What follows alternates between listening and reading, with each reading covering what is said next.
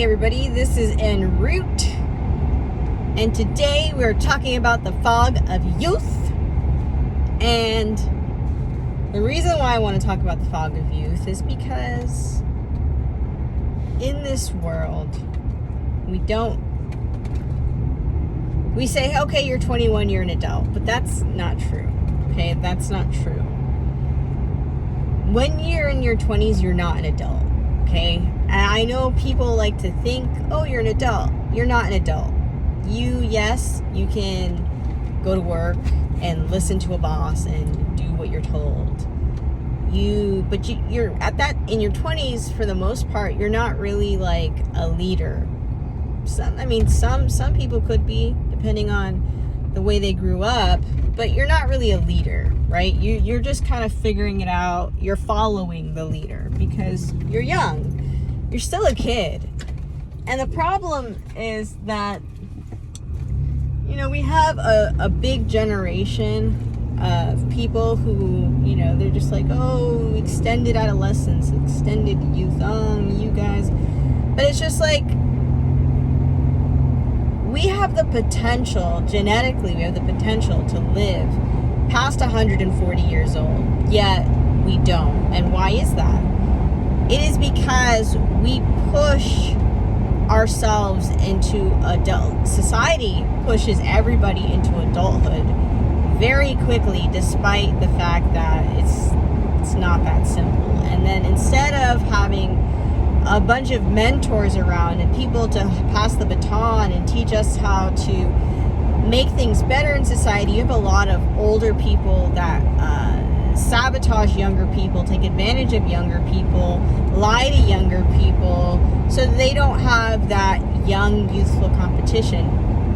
Even though most of us are just looking for someone to look up to when you're young, right? But that's not always the case. You got to kind of figure it out yourself. It's the whole pecking order. Humans are like chickens more than we would like to believe, sadly. And because of that, because we can be so simple, we're thrusted into adulthood without any proper knowledge, wisdom, tools, mindset, psychological readiness. None of that comes with, oh, I turned 21.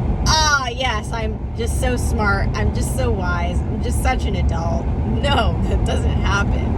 Okay? And the thing is that and even Jesus had to wait until he was 30 to start doing all these miracles and things like that, because he was still in his youth, essentially. So, if we look at age from a biblical standpoint, even one of the most important people in history still had to take time to mature in order to be considered suitable for a certain role.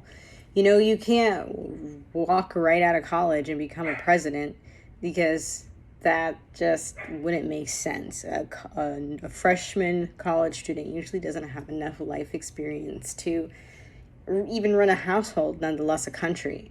So this is why, age is put on certain things, because in the grand scheme of things, despite, what certain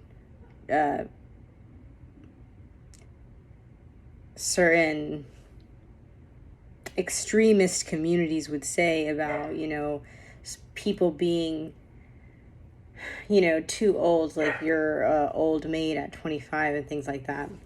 That stems from the fact that your brain isn't fully developed until you're 25. So essentially what it is that you have your fully developed mental capabilities starts at 25. So that's when your brain fully develops. So your brain fully forms to its full growth, right? Just like you get to a certain height, that's when your brain gets to its certain, growth, right? And it's fully formed, and now it's able to do all of the things at its highest potential, and if you maintain a proper healthy lifestyle, you can even bring that brain to in a more efficient level, a more efficient way of, what's the word? I don't know. What is the word? Darn it. A more efficient, I guess, function. It just functions more efficiently. Yeah, we'll go with that. So that is, that's what it is. So you turn 25, your brain functions more efficiently. Obviously, if you drink every weekend and you do a bunch of drugs and, you eat terribly, like, obviously it's not going to function as well as somebody that's the same exact age, same exact hormone profile and everything.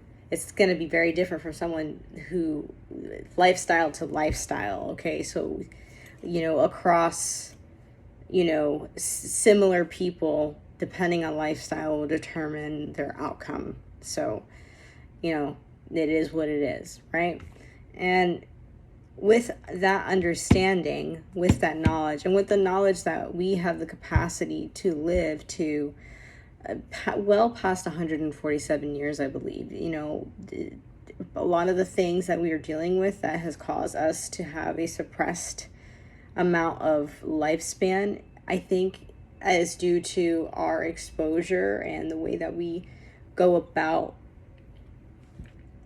doing things. We have a lot of exposure to, chemicals and substances and just things that we shouldn't be really eating, things that, was acceptable and efficient at one time, but we didn't realize what the long-term ramifications of that was.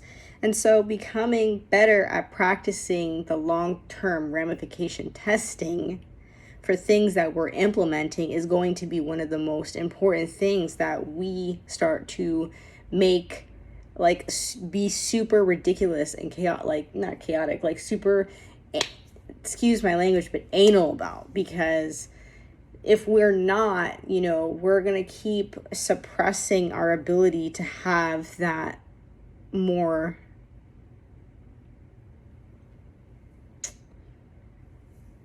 that better potential of a more better, fuller, longer, healthier life. So, the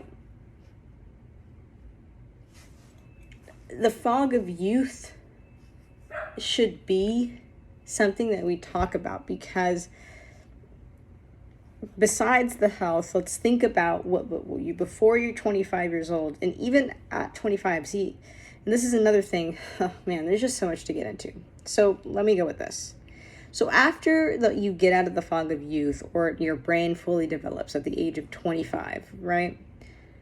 You're now at this base level. You're still that you're at this base level, and you're able to apply the knowledge that you learned more efficiently, but you're still in training because you've never had this fully developed brain before. So now you're new to this fully developed brain and these new fully developed functions, and now you become more efficient. Yes, but you have to become practiced in that efficiency. It's like, having a stallion that's untrained. You have all the mechanics and all the things that you need to make it happen, but the program isn't in it yet, right? So even though your brain is fully there, you still have to program it, after, you hit that point, and throughout your whole life, you'll be programming it. But after that 25, after the fully developedness, the programs that you get will be able to be used at the full function. Sometimes the programs that we get and the knowledge that we get when we're younger and not fully developed, we're not able to apply it properly as when you're older, more mature, and more understanding and more trained and more, you fall to the highest level of training, right? So, depending on how much you've trained is dependent on how efficient you do it, right? So obviously, having a fully developed brain doesn't always mean that you're going to do better than somebody that doesn't have a fully developed brain. Training is also a huge factor in that. But what you would have is a more broader life experience, things like that.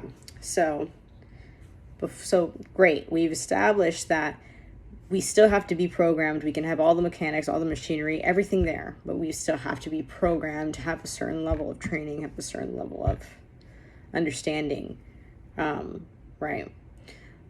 But before that, before we get to that fully developed age, there's this fog of youth. There's this fog that we just kind of are like experiencing life from this like, yeah, let's just try something new because everything's so new and everything is just so cool. And so like, you're just jumping into things. If you don't have proper training and proper prior knowledge, we're just jumping into things without really understanding what's happening, like fully understanding what's happening. And so this is why a lot of young people get themselves into trouble, because they're very naive to certain situations. They haven't seen certain situations before. There's certain patterns of, certain personalities they've never been exposed to, certain ways of being, certain, ways that people get charmed out here. And so a lot of young people get themselves into trouble simply because of being in the fog of youth and the starry-eyed, like, wow, everything is so brand new. And that really takes a lot of people down before they get to the point of fully developed brain, right? So it's a lot to get into, right? It's a lot to think about. It's a lot to talk about. And I don't want to ramble on too long about this, but I do want this conversation to be something a little bit more, talked about, because I feel like adults in society take advantage of the fact that you are in the fog of youth, right? And so,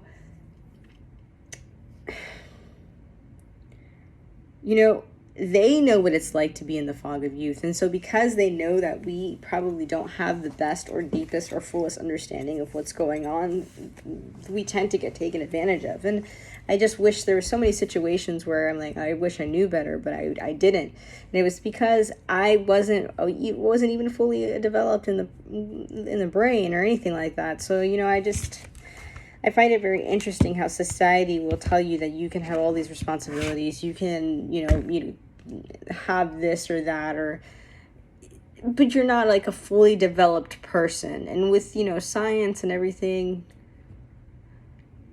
I find it interesting how much we push for the youth to do things that I don't really think that we should be doing, and I think maybe this is a weird thing to say, but maybe even that, we have mothers, maybe older mothers, having older mothers, because it's just like, I just find it so interesting, like, that we would have more children before our brains are fully developed. I think that's very interesting. Like, why would we choose to make it so that, and so that's interesting, but then that goes down to our culture and how much we're actually taking care of our young women and just explaining to them what the problem is. Because at the end of the day, the biggest problem in societies that we have today is that there's a huge amount of single mothers, there's a huge amount of depression, there's a huge amount of children who do not, have a good future simply because of the way that they were raised. And the psychological and mental health of people is on the decline. And it is because we are doing things wrong, and we're not doing things according to our proper developmental stage. And so we're putting children into situations that they don't belong in. And, we're putting people that are underdeveloped in situations that they don't belong in, and they shouldn't really have a say over. And, because society props these people up, despite the fact that their brains aren't fully developed, we still give them power. And I mean, this is an example, like, just look at Greta Thunberg. She has really no real world understanding. She's a child, and yet people prop her up simply because she's a young, beautiful woman, right? The point of the matter is that what say does she really have? She's not a mother. She doesn't know what it is to manage and run a household. She has never been through life. How much heartbreak has she had? How much pain has she gone through? How much things has she suffered? What does she know about this life? You know what I'm saying? And so when we think about how our elites would prop up somebody so young who has no life experience, then what do you think? This whole fucking thing's a joke. We're just a joke. All of us is a joke. We're not living life the way that we should. We're doing everything wrong. You know? And then that puts the thing, oh, well, you know, Greta Thunberg, she's already this old and she's already gone to this. So, you know, it makes women grow up faster, but they don't have the tools to actually grow up faster. So they're just pretending. They're just being a facade of it. And then that creates a bunch of narcissists in society because everybody's just a fucking facade. Everybody's just a fucking picture. Everybody's just a cute little picture on it, and there's nothing there because they didn't learn how to be there. They're just, oh, this is how you act, and everybody's acting. It's just a fucking act. It's theater. Everyone's in theater, and you know, it's fine. No, I like a little bit of theater. I like a little bit of drama, but hey, not when it's going to affect my entire life, not when it's going to affect futures and generations to come. And the point of what I'm saying is that, like, the fact that we prop up these people and we listen to them, knowing that they're most of the time it's scripted, they're being fed what to say, and then that we actually think that, you know, we should take anything, our government, the structure, society seriously. The way things are is wrong. The way that we do things is wrong. There's a reason why the infant mortality rate and the mother mortality rate was so high back in the day, and it's because mothers were having children before their bodies were fully developed, before their brains were fully developed, okay? Yes, women survived pregnancy, but that was not without, you know, repercussions to their health, you know? And now that, you know, we live in a society where, you know, we live in a society where women don't even want to have kids anymore. And there's good reason for that, because we suffered so much for doing so, for risking our bodies, for risking our health, and for not being, you know, properly respected and cared for the way that we should have, you know. And so, you know, there's just this thing that has to change in society. You know, 25 is not an old maid. 25 is a fully developed brain, and that can finally apply the knowledge that she learned properly and can catch on to things a little bit more properly. You know, 25 means, yeah, she's not going to be as easy to manipulate. And you know, I apologize, right? Oh, what a crime it is to, you know, be older than 25, you know? And so, you know, and that's the thing. We give men the opportunity to grow. And this is why so many women are depressed. You know, we give men the opportunity to age and take their time, but we don't give women the same grace to make mistakes and take their time, you know. But we're coming into a new dawn, and the late bloomer will be successful, you know. And things are going to be different. We're going to make a change. So yeah.